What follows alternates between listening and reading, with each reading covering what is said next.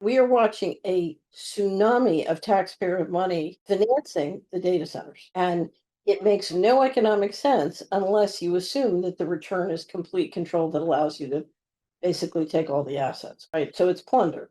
If you can get the control grid, then if the WEF it's 2030 and you have no assets can come true.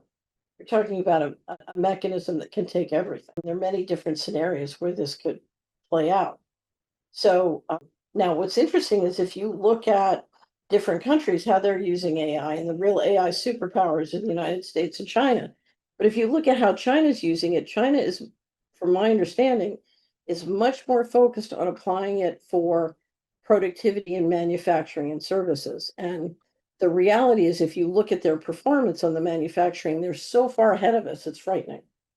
It Yeah, is by leaps and absolutely bounds.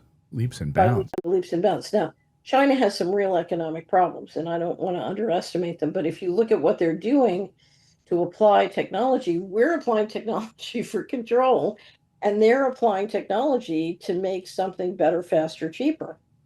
And you're going to see a wave of enormous deflation coming from Asia into Europe and the United States because we literally cannot compete. This is fascinating. I'm glad you brought up China. I wanted to go there. You see this rift. I think really it's the tale of the United States versus China right now. Almost a tear down the middle of the world between these two competing giants.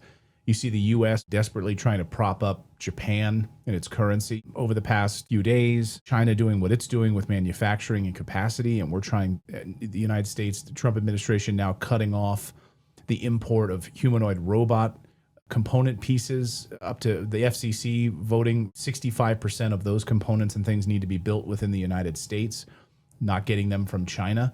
So if you're Elon Musk and you're relying on building out your Optimus program and all of these things with these component parts and actuators and things like that coming from China, the Trump administration just said, sorry, 65% of those things for your Optimus robots need to now come from the United States.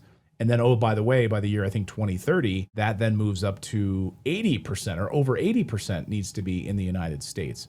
Well, good luck with that. So this war between the U.S. and China, I'd love your thoughts on that, and the U.S. Well, propping but up here's the Japan. thing. This is like the Siamese twins having a fight.